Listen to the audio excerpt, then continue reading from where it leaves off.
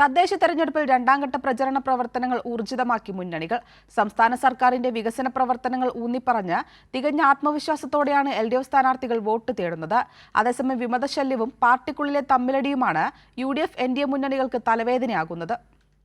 മുന്നണി സംവിധാനം കൂടുതൽ കെട്ടുറപ്പോടെ ചലിക്കുമ്പോൾ ഒറ്റക്കെട്ടായി മുന്നേറുകയാണ് LDFന്റെ സ്ഥാനാർത്ഥികൾ. LDF സർക്കാരിന്റെ വികസന നേട്ടങ്ങൾ അനുഭവിച്ചിട്ടില്ലാത്ത കുടുംബങ്ങളില്ല എന്നതിനാൽ തന്നെ അക്കാര്യം ഊന്നിപ്പറഞ്ഞാണ് ഇടത് സ്ഥാനാർത്ഥികൾ വോട്ട് തേടുന്നത്. തർക്കങ്ങളില്ലാതെ സ്ഥാനാർത്ഥി നിർണയം നേരത്തെ പൂർത്തിയാക്കാൻ കഴിഞ്ഞതിനാൽ പ്രചരണവും അതിവേഗം മുന്നോട്ടു പോവുകയാണ്. പരമാവധി വോട്ടർമാരെ നേരിൽ കണ്ട് വോട്ടഭ്യർത്ഥിച്ചും ഭവന സന്ദർശനം നടത്തിയുമാണ് രണ്ടാംഘട്ട തെരഞ്ഞെടുപ്പ് പ്രചരണം മുന്നേറുന്നത്. UDF മുന്നണിയാകട്ടെ പ്രചരണ പ്രവർത്തനങ്ങളിൽ ഏറെ പിന്നിലാണ്. മിക്കയിടങ്ങളിലും ഭീഷണിയായി നിൽക്കുന്ന വിമത സ്ഥാനാർത്ഥികളും പൊതുവിൽ UDFനും വിശേഷിച്ച് കോൺഗ്രസിനും തലവേദന സൃഷ്ടിക്കുന്നുണ്ട്. തിരുവനന്തപുരത്ത് മിക്ക വാർഡുകളിലും കോൺഗ്രസിന് വിമത സ്ഥാനാർത്ഥികളുണ്ട്.